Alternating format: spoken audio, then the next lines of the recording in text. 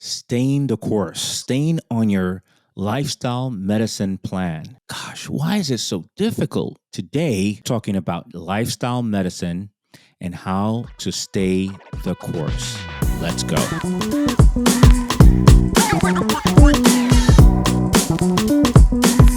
Welcome to the Dr. Gio podcast. I am your host, Dr. Gio, where it is my goal to help you with your urological function and to live better with age. Today, we're going to talk about staying the course, staying on your protocol, staying on your regimen, on your health regimen. If there's anything I've learned in the last 20 years of my work is that, man, there is nothing more powerful than lifestyle medicine. And it's not my opinion anymore. It used to be 25 years ago, a little bit more because there was just less scientific data. But now it's just a scientific fact. If you exercise, eat well, take a few dietary supplements, and sleep well, you can overcome many diseases. I am not mincing words. You can actually have lifestyle medicine become part of the medicine, almost whatever you have, and certainly prevent and live better with age. Meaning what? Meaning when you're 70, you're feeling your best. When you hit that milestone, I just turned 50 a few months ago. It's like, I feel amazing. I feel better than when I was 20, my 20s. That's what you want, that continuous feel good, that continuous scenario where you move well, you move young. The way you move, the way you stand is, straight, right? You feel amazing. You can do pretty much whatever you want physically. You can play sports, you can participate in sports, you can stay working. In fact, some of you are going to have to keep working as you get older because you may not have a choice. You want to be able to work, especially if you really enjoy what you do. If you have not a job, but a passion, a love for what you do, you feel like you make a difference. You want to stay the course. So if you do these four things, I believe these are the four pillars: diet, exercise, sleep, and targeted and specialized nutraceuticals. Man, that's medicine. The difficult thing, of course, is that how do I stay the course, right? When I fall off the wagon, how do I get back on that horse? Okay. So that's what we're going to talk about today, because look, I live this with you. I am you. I have not been diagnosed with cancer or prostate cancer, or thank goodness, I don't wake up at night to pee. I'm in pretty good health. I like to believe that is because of many of the measures that I take to be in good health. Perhaps it's despite of it. I don't think so, but perhaps it is. I want to make sure that we stay well with age, and that you understand that you will do better if you are consistent with the lifestyle. So here are some simple tools that I might have gathered from my readings and adopted and implemented. What things that I've seen clinically to help people, things that I've seen people do to stay consistent.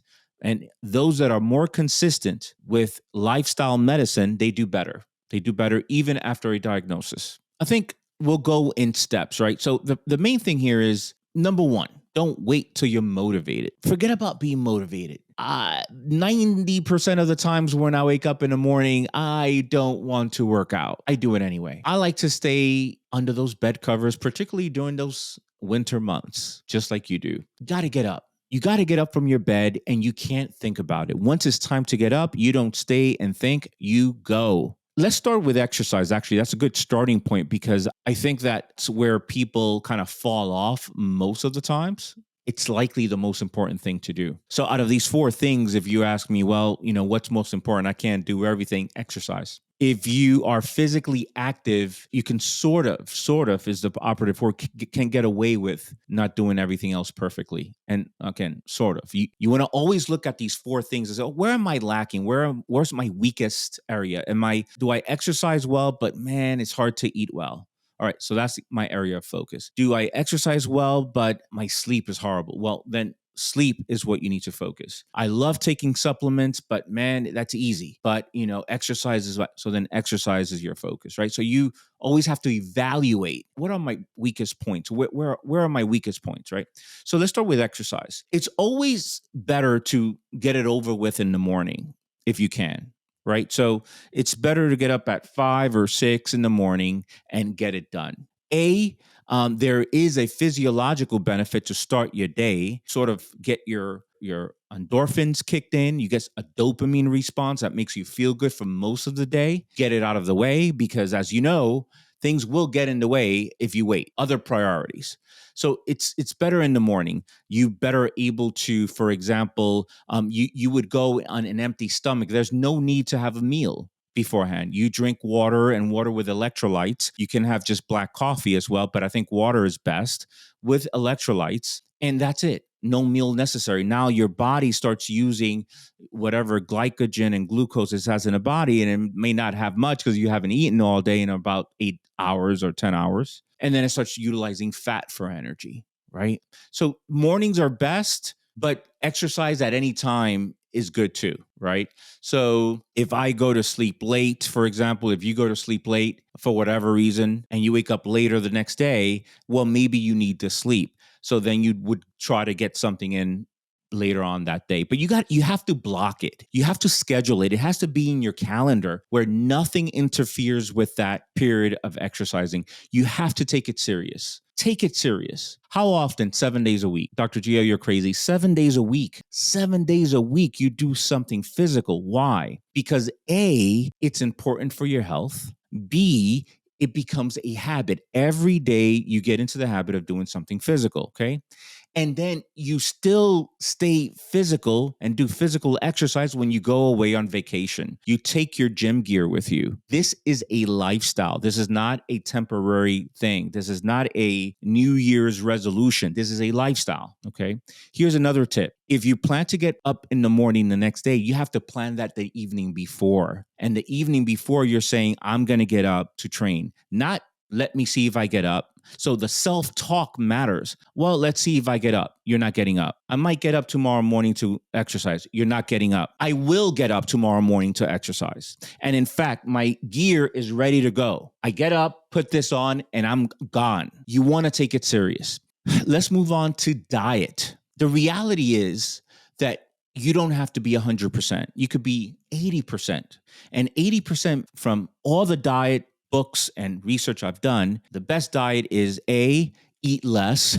So the best diet is no diet, right? The best diet is, some sort of intermittent fasting, perhaps 16 hours a day if you can. So I would do 12 to 16 hours a day. I used to say, and this is why I love my work, because I want to be wrong. I want to always improve on the prescription of lifestyle medicine. And I used to say, look, skip breakfast. And I think that's still fine if that's the best time you have to do your intermittent fasting, your or time restricted eating for 16 hours. But it turns out, based on science and scientific research, that it's better to actually eat less at night, right? Eat less at night. So maybe you could do that fasting, your last meal as early as possible, 6, 7 o'clock, and that's it, right? So then you start at 8 o'clock is let's say you end your meal, that's 4 hours there, and then another 10 hours if you go to sleep at let's say 10 o'clock, wake up at 6, that's combined 12 hours. You can have your first meal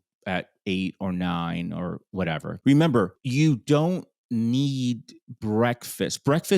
Actually, the name says it, breaking the fast. So you can break the fast whenever you want, whenever you need to. Now, holistic, but realistic. If you have a family dinners are important. So if the family dinner is later on in the day, I'd rather you have a family dinner with your loved ones, with your family, and then start the intermittent fasting or the time restricted eating after that. Sometimes family dinners are at 8:30 p.m. It's just the way it is. Everybody has a schedule. Family dinners are important, but I would make those dinners really light. Sometimes, actually, what I find myself doing, I'm not really hungry around 8:30, but I have a little something, and it's more important for me to sit down and engage with my family than eating. But I do eat because it's kind of awkward if you're sitting there, right, and not eating anything, right? Everyone's eating. So time restricted eating. When you do eat, have a lot of fiber. And I know all the I know all the diet wars out there, right? Paleo, you got to go paleo. You got to, plant-based. No, it's ketogenic. Look, let's keep it simple. because the more difficult you make it for yourself, the less likely you'll stay the course. Eat a lot of plant foods. And I know that there's a carnivore diet out there where there is no vegetables eaten. And that might work for a small percentage of people, perhaps with autoimmune diseases. Okay. But that's not most of you listening right now. Plant-based, a lot of vegetables. It helps. And it's not about the fiber helping with bowel movements, actually. I've seen a few keto guys who don't eat, they eat a high-fat diet and they have fine bowel movements. It's more about the microbiota and the microbiome in your gut that we need to feed it. In order for you to stay well mentally and physically, you need to have healthy microbiome. And that comes mainly through fiber. So you need fiber based. If you like to eat meat, go for it. I would say this: eat meat early in the day, get the best source possible. Do not overcook it, and try to have less protein at night. You'll get better sleep at night with less protein at night. Remember, protein is kind of like a stimulant. Protein gives you energy. So you want to have your protein in the morning in that first meal. Okay, protein gives you energy. So you want to have less protein at night because you don't want energy at night. And you want a nice carbohydrate meal at night that's whole foods, baked potato with some brown rice and beans. There is some protein in beans. That's fine. Sweet potato and things like that. Okay, at night. That's a general overview of diet. The next thing is sleep.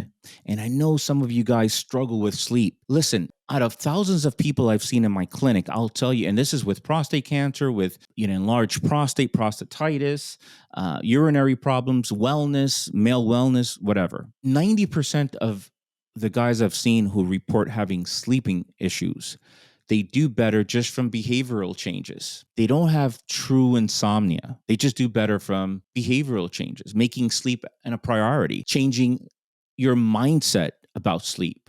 Well, I'll sleep when I die. Well, I don't have time to sleep. Well, sleeping is a waste of time.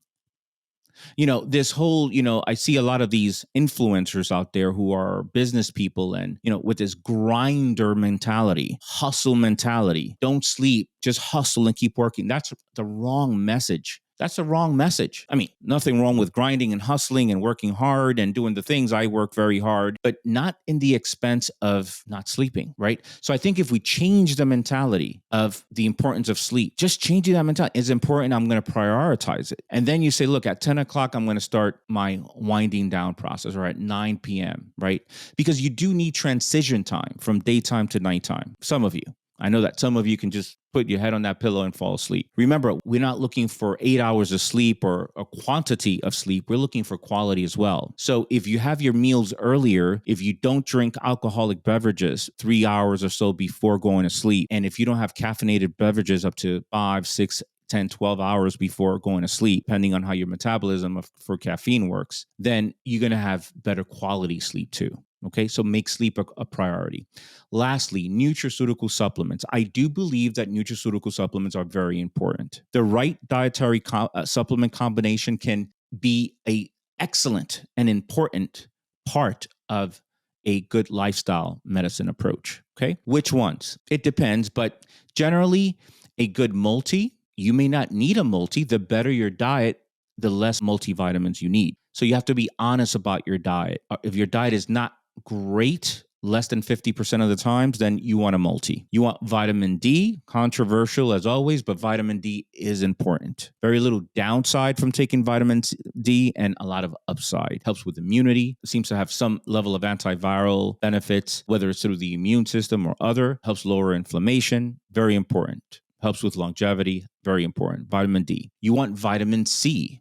Again, another vitamin that is, I think, is undervalued, that people just take for, immune purposes, but it has many benefits. Vitamin C. Magnesium, very important mineral. It's involved in about 300 pathways in the body. Very important, magnesium. And then it has to be more specific to what you're trying to accomplish. If you've been diagnosed with prostate cancer, that requires a very targeted approach with dietary supplements. If you've been diagnosed with BPH and enlarged prostate and urinary problems, now you're taking some botanicals and herbals to help you. So very important. But those are basic recommendation for nutraceutical supplements.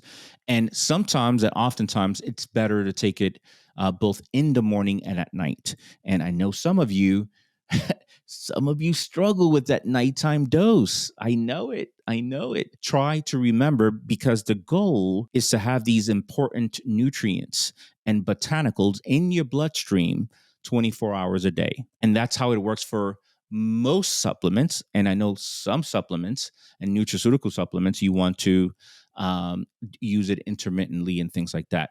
Most dietary supplements, it's good to have in your system 24 hours a day. Okay.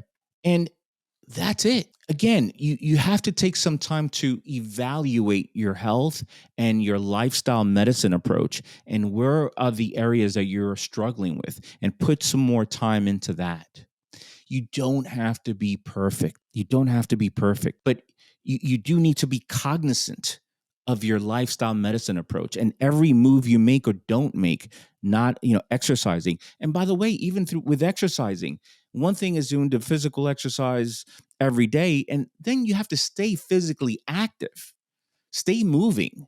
Don't be a couch potato for the rest of the day. And I know some of you sit in front of your desk for the rest of the day. That's not good either. Get an elevated desk and try to find time to take breaks and walk around. Stretch, squat, like just squat your body, open up your hip muscles and so forth. This is how we're holistic but realistic, folks. Lifestyle medicine, it works. It's the best form of medicine, not only to prevent disease, but even to manage disease or even co-manage disease. It works. Very powerful for your physical health, also your mental health. Stay at it. I'm here for you. Let's do it together. Okay? Let's do it. This is Dr. Gio signing off. I'll talk to you next time.